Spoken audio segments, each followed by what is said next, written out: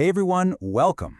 Today we're jumping into one of the most powerful stories of failure and comeback you'll ever hear, the redemption of Peter.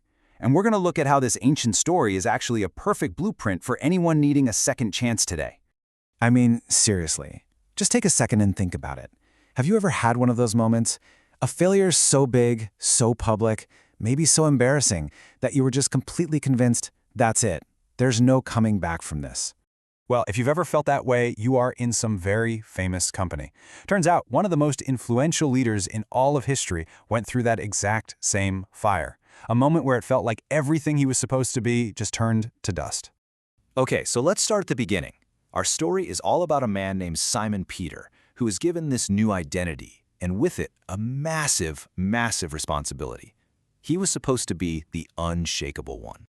You really have to understand the weight of this name. Jesus didn't just give him a cool nickname. He renamed him Petros, which literally means the rock. The expectation was crystal clear. Peter, you are the foundation. You're the bedrock on which this whole thing is going to be built. I mean, can you imagine that kind of pressure? And Peter, well, he totally embraced this identity. He was passionate, he was bold, and he was just incredibly confident in his own strength. He makes this unbelievable promise, basically saying, hey, all these other guys, they might let you down, but not me. I'm the rock. I will literally die for you. You can just hear it in his voice, right?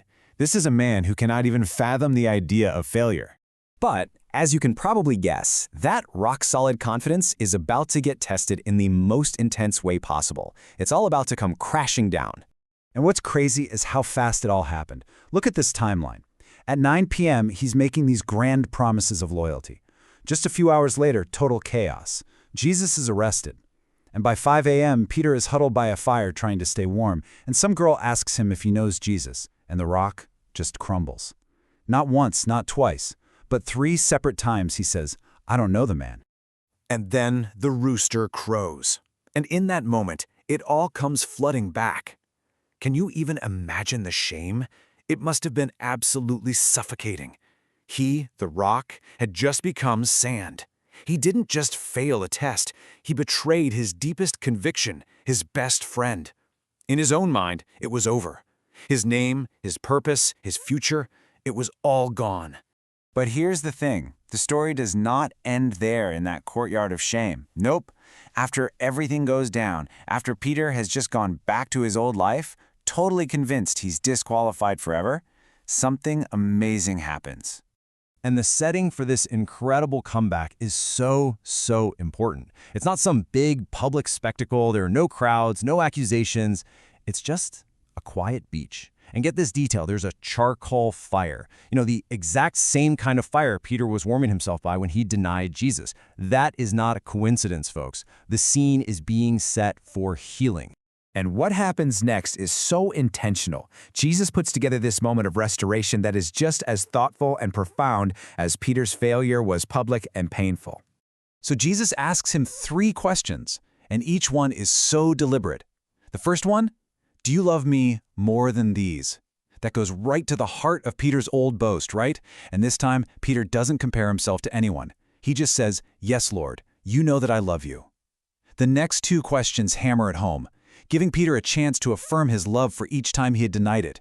It's like they're rebuilding what was broken, one brick at a time.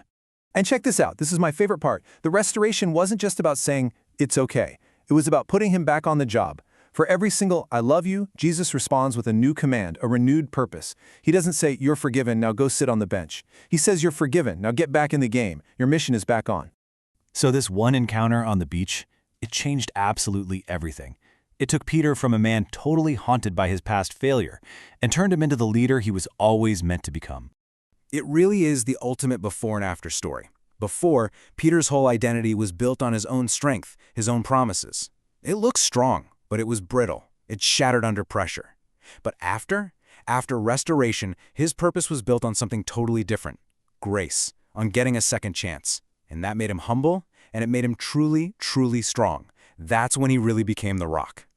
So, what's the blueprint here for us? Well, it's pretty clear. First, your failure is not the end of the story. Second, sometimes our true, most solid purpose can only be found on the other side of a big failure. Third, getting back up is about being honest, not about pretending you're perfect. And maybe most important of all, your past does not get the final say on your future. So I'll just leave you with this thought. Think back to that failure we talked about at the very beginning. What if that wasn't your disqualification? What if, just like Peter, that was actually the very thing you had to go through to become who you were truly meant to be?